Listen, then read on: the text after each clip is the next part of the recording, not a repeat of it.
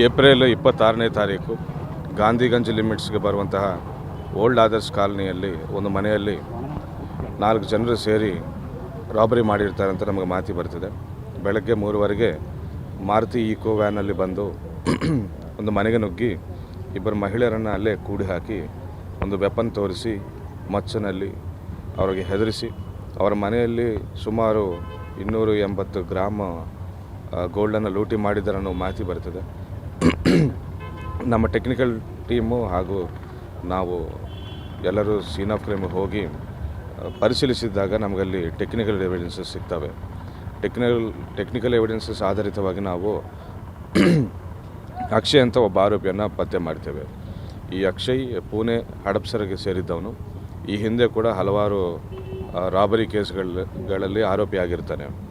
so Maharashtra ಪೊಲೀಸರವರೊಟ್ಟಿಗೆ ನಾವು coordination ಮಾಡಿಕೊಂಡು